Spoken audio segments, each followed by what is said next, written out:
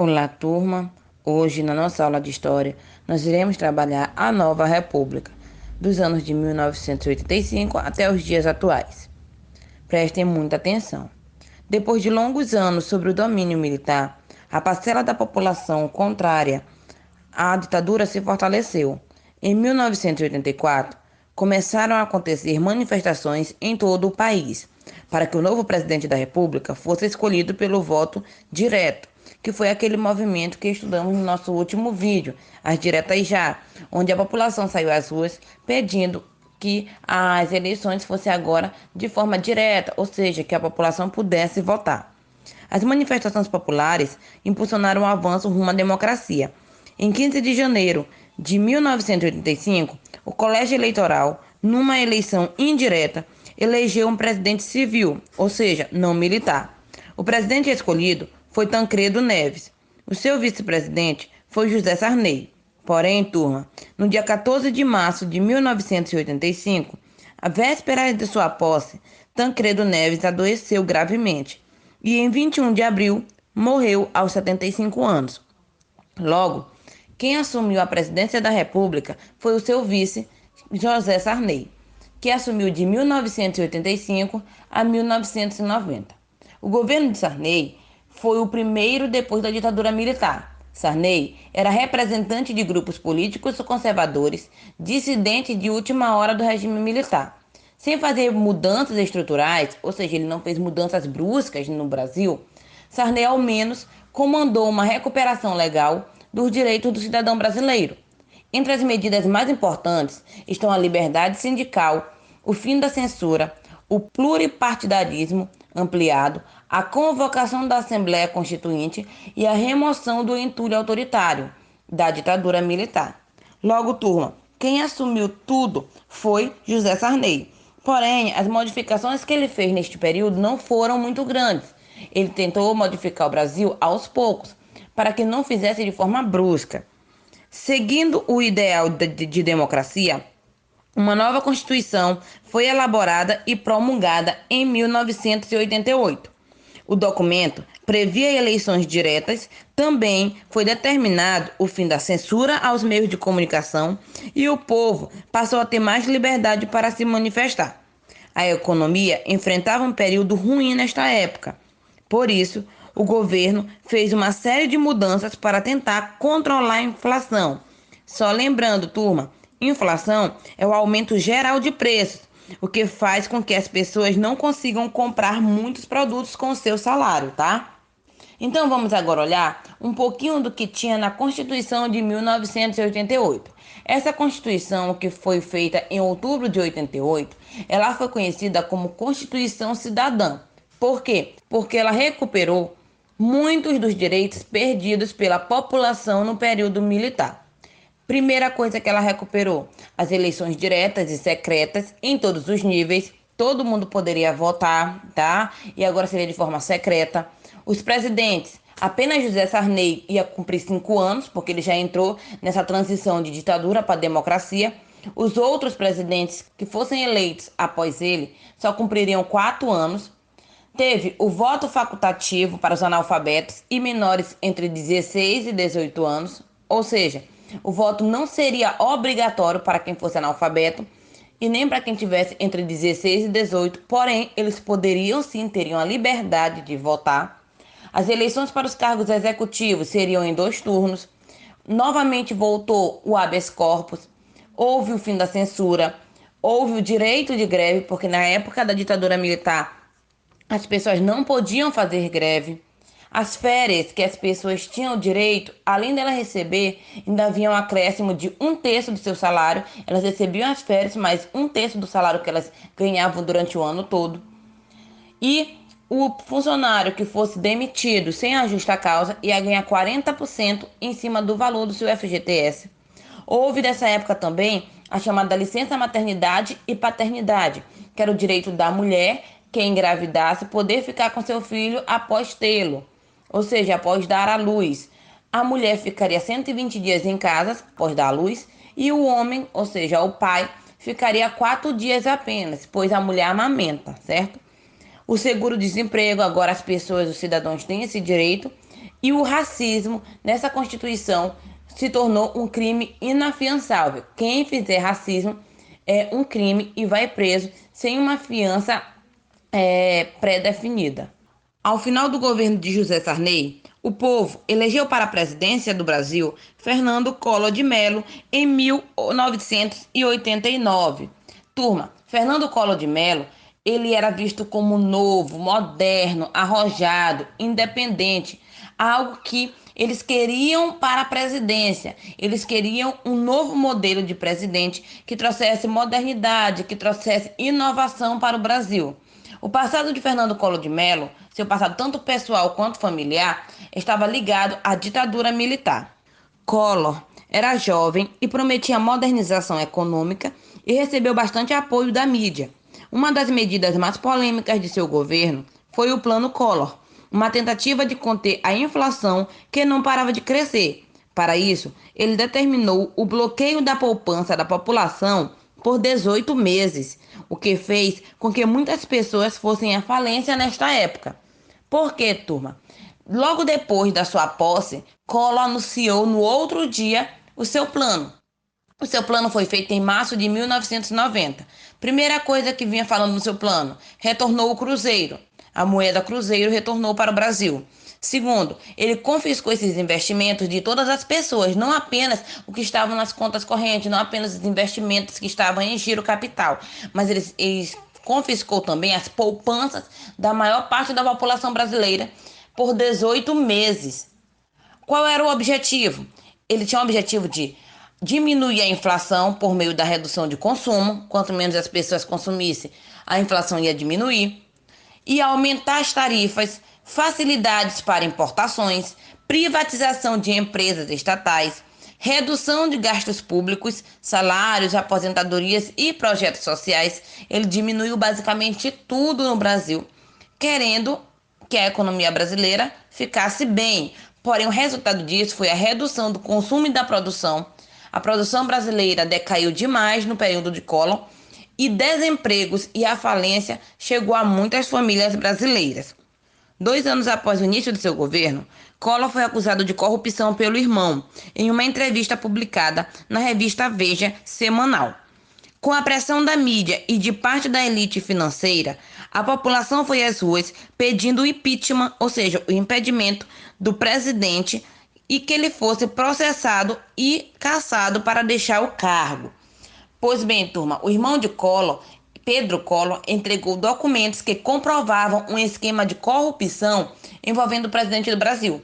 Tal esquema tinha a participação fundamental do tesoureiro de Collor, que ajudou ele na campanha presidencial, Paulo César Farias. Episódio esse que ficou conhecido no Brasil como esquema PC. Por quê? PC de Paulo César.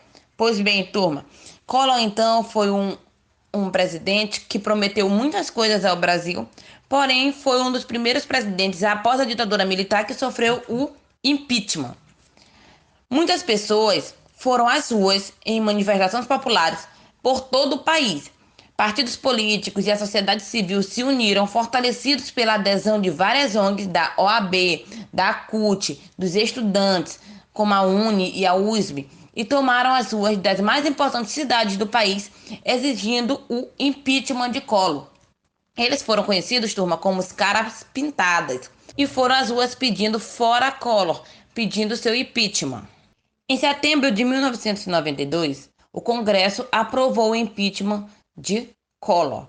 Collor renunciou momentos antes do seu impeachment, tentando uma manobra política, ou seja, ele renunciou antes dos seus direitos serem cassados, para que na próxima eleição ele pudesse novamente se candidatar. Talvez não a presidente, mas a outro cargo. Porém, essa manobra política não foi aceita e seus direitos políticos foram suspensos por 8 anos. Por isso que eu coloquei bem aqui essa imagem, onde tem um bonequinho pulando em 1989, veio em 1990. Em 1991 ele tentou fazer essa manobra política, porém ele não deu certo e ele se estatelou no chão. Após o impeachment de Collor ter sido votado no Congresso, ele renunciou e quem assumiu foi seu vice, Itamar Franco, que tomou posse em 1992. No governo de Itamar Franco, criou-se o Real, moeda usada até hoje no Brasil. O Plano Real, como foi chamado o conjunto de medidas econômicas que conseguiu conter a inflação, foi comandado por Fernando Henrique Cardoso. Na época, ele era ministro da Fazenda do Brasil, turma. Ele foi tão bom comandando o Plano Real que, motivado pelo sucesso desse plano, o povo brasileiro foi às urnas e escolheu como novo presidente da República Fernando Henrique Cardoso, também conhecido como FHC, que tomou posse em 1995. Muito bem, turma. Vamos agora ver um pouquinho sobre o período em que Fernando Henrique Cardoso foi presidente da República. O governo de FHC implementou importantes medidas para o fortalecimento do Plano Real, o que proporcionou a modernização da economia brasileira e sua estabilidade.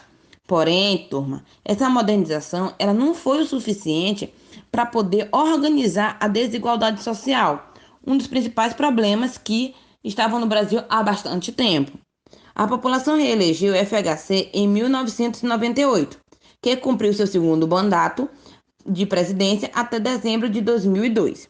Ele fez vários planos, porém não conseguiu cumprir todos, deixando todos prescritos para o próximo presidente. Em 2002, com uma aprovação popular afetada por denúncias de corrupção e pela crise energética do início da década, FHC não conseguiu eleger um sucessor, ou seja, quem ele havia indicado. Após uma campanha acalorada, o Brasil elegeu como presidente Luiz Inácio Lula da Silva, que foi o primeiro presidente representante das classes populares a governar o país. No governo do presidente Lula, foram postas em prática ações afirmativas de distribuição de renda e combate à pobreza, atendendo a uma demanda das classes mais pobres. Projetos como Bolsa Família, Fome Zero, a expansão de universidades e institutos federais foram importantes para retirar da miséria milhões de brasileiros. Com esses indicadores positivos, Lula foi reeleito em primeiro turno em 2006. Apesar de denúncias de corrupção envolvendo seus ministros, no final de seu segundo mandato, o presidente conseguiu eleger uma sucessora, que foi Dilma Rousseff em 2010. Já Dilma Rousseff foi a primeira mulher eleita a ser presidente do Brasil. Esse foi um passo muito importante para o fortalecimento da democracia e da cidadania no país. Ela deu continuidade aos projetos de combate à pobreza iniciados no governo do presidente Lula e investiu em infraestrutura e desenvolvimento regional por meio do projeto de aceleração do crescimento, que ficou conhecido pela sigla PAC. No entanto, turma, o governo de Dilma Rousseff foi marcado por crises políticas, crises econômicas e sociais, que estouraram em 2013. As manifestações sociais foram gigantescas, reuniram trabalhadores, estudantes e diferentes grupos econômicos que ficaram conhecidas como Jornadas de Junho, justamente porque ocorreram em junho de 2013. Essa resistência política, turma, conseguiu enfraquecer muito o governo de Dilma Rousseff. Porém, mesmo com tudo isso, ela conseguiu se reeleger em 2014. Mas a sua política ainda estava muito enfraquecida. E o agravamento da crise aumentou com o crescimento negativo da economia, a taxa de desemprego muito elevada e a volta da inflação. Levou muitos manifestantes às ruas e muitos políticos a aprovarem o impeachment da presidente. Em 31 de agosto de 2016, Dilma Rousseff sofreu o impeachment. Quem assumiu a presidência foi Michel Temer. No período que Temer ficou na presidência, era comum deparar com o bordão "Fora Temer", como forma de manifestação política. Muitas pessoas foram às ruas, alguns não gostavam das atitudes que ele teve, de algumas manobras políticas que ele fez. Apesar do relativo aumento das atividades econômicas, o número de pessoas no índice de pobreza aumentou em 11%, em função do alto índice de desemprego. Após Temer finalizar os últimos anos que faltava para findar o governo de Dilma Rousseff, o ex-presidente Luiz Inácio Lula da Silva foi impedido de se candidatar nas eleições de 2018, pois, nesse mesmo ano, foi condenado por corrupção pela Operação Lava Jato, que, segundo o Ministério Público Federal, é a maior investigação de corrupção e de lavagem de dinheiro que o Brasil já teve. No lugar de Lula, candidatou-se Fernando Haddad, que disputou o segundo turno com Jair Bolsonaro. Durante a campanha eleitoral dos candidatos à presidência, a polarização política da população já bastante evidenciava no processo do impeachment de Dilma Rousseff. Isso mostrou que muitas pessoas não estavam mais a favor do partido em que Dilma fazia parte. Um meio de manifestação e posicionamento político bastante utilizado no período eleitoral foram as redes sociais. A própria campanha de Jair Bolsonaro contou com a força desse meio de comunicação. Sobretudo, após o candidato sofrer um atentado durante um ato de campanha em Juiz de Fora, Minas Gerais, seu percentual de aprovação foi de 55% de votos. Então, Jair Bolsonaro, no dia 1º de janeiro de 2019, assumiu o cargo de presidente do Brasil. Os primeiros meses de mandato de Bolsonaro foram marcados pela nomeação de diversos militares e técnicos em cargos estratégicos do governo federal. Entre os principais desafios do presidente Bolsonaro estão a geração de empregos e a aprovação de reformas políticas e econômicas, além do combate à violência e à corrupção, pontos mencionados com frequência em sua campanha durante as eleições. Pois bem, turma, vocês viram então toda a caminhada política do Brasil. Espero que vocês tenham gostado da nossa aula. Esses assuntos serão abordados novamente quando vocês passarem para o Fundamental Maior. Nos encontramos então na nossa próxima aula. Tchau, tchau!